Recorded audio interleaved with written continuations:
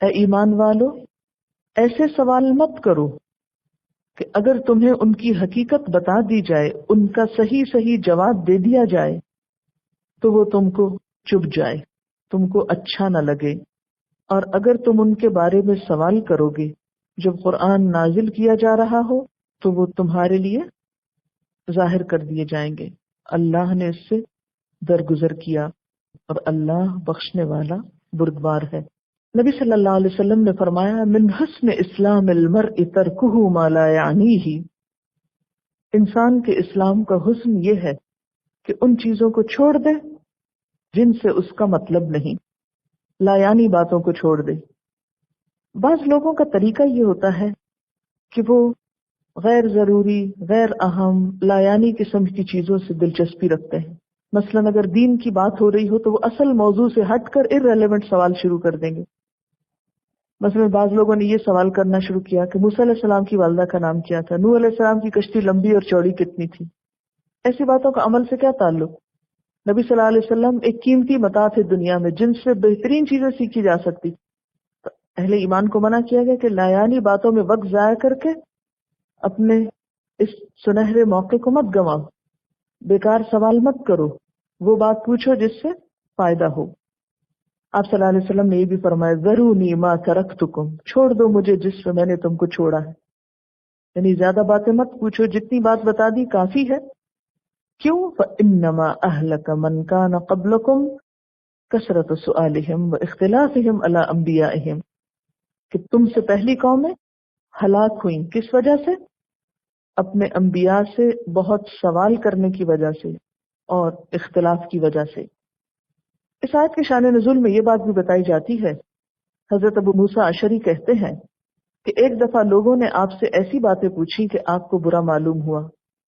جب بہت سوال و جواب ہوئے تو آپ کو غصہ آ گیا۔ آپ نے فرمایا، اب جو چاہو پوچھتے جاؤ۔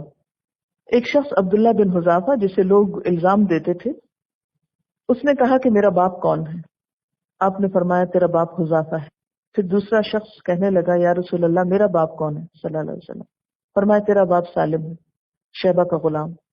جب حضرت عمر نے آپ کے چہرے مبارک کے غصے کو دیکھا تو کہنے لگے، یا رسول اللہ صلی اللہ علیہ وسلم، ہم اللہ عز و جل کی بارگاہ میں توبہ کرتے ہیں۔ تب یہ آیت نازل ہوئی۔ یعنی اب دور جاہلیت میں جیسے آپ کو پتہ ہے کہ نکاح کا طریقہ جو تھا وہ بہت ہی غلط قسم کا تھا، جس سے لوگوں کے نسب میں بسا اوقات تانے مل جاتے تھے لوگوں کو کہ فلاں کا بیٹا نہیں، حرام کی اولاد ہے۔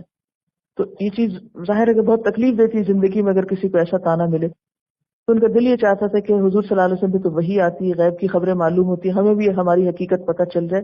لیکن اس قسم کے بھی سوالات کرنے سے منع کیا گیا۔ اور پھر آپ دیکھیں کہ عام روزمرہ زندگی میں بھی ایک دوسرے سے بھی پوچھنے کی ضرورت نہیں ہے کہ فلاں کی اصلیت کیا ہے، اس کا نسب نامہ کیا ہے۔ ایک اور دوسری روایت میں ایک شخص نے پوچھا، میرا باپ کہاں ہے؟ آپ نے فرمایا، دوزخ میں۔ اب آپ خود سوچیں کہ اگر تمہیں بتا دیا جائے جو تم پوچھتے ہو تو تم کو بہت برا لگے، اب اس کے بعد اس کے دل کی حالت کیا ہوئی ہوگی۔ سعد بن ابی وقاص کہتے ہیں کہ آپ صلی اللہ علیہ وسلم نے فرمایا، بڑا قصوروار وہ مسلمان ہے جو ایک بات پوچھے جو حرام نہ ہو لیکن اس کے پوچھنے کی وجہ سے حرام ہو جائے۔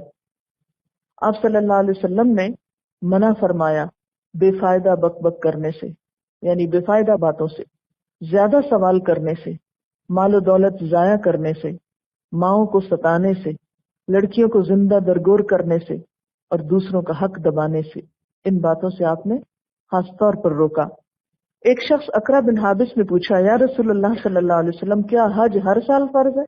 آپ خاموش رہے۔ سائل نے پھر یہی سوال کیا تو آپ نے فرمایا، نہیں، اگر میں ہاں کہہ دیتا تو تم پر حج ہر سال واجب ہو جاتا اور تم نہ نبھا سکتے۔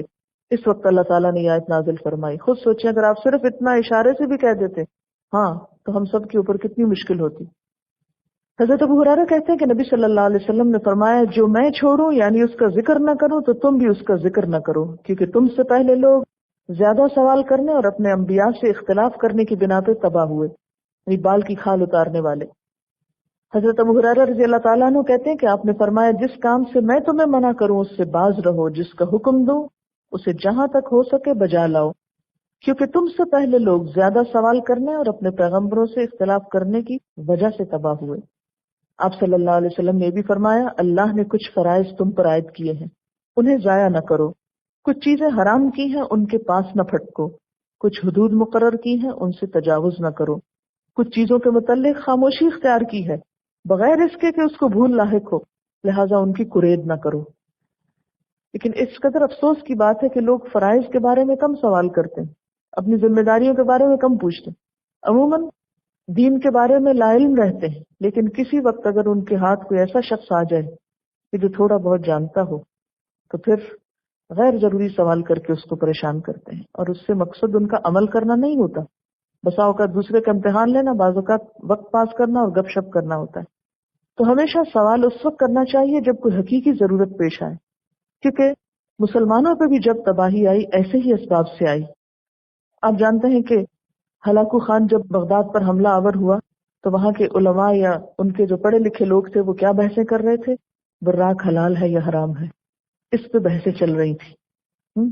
وہی جو بنی اسرائیل کے اندر ہو چکا تھا کہ مچھر چھانے جا رہے تھے اور اونٹ نگلے جا رہے تھے، تو اس چیز سے منع کیا گیا۔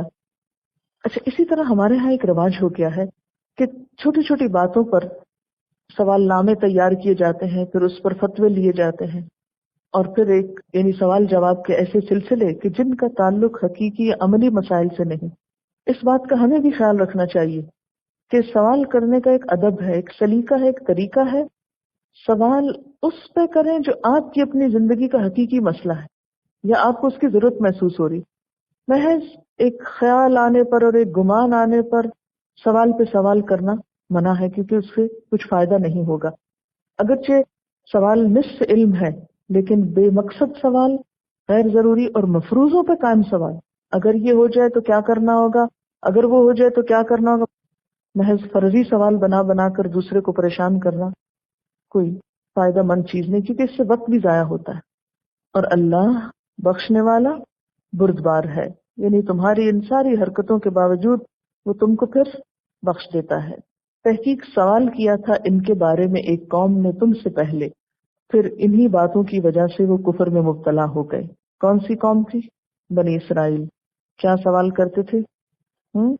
اپنے پیغمبر سے اس قسم کے سوال کرتے تھے کہ جس سے دین مشکل ہو جاتا، اور پھر وہ چیز جس کا انہیں حکم نہ تھا اس کا حکم ان پر عائد ہو جاتا، پھر اس کا وہ انکار کرتے اور اس طرح کفر کی حد کو جا چھوتے۔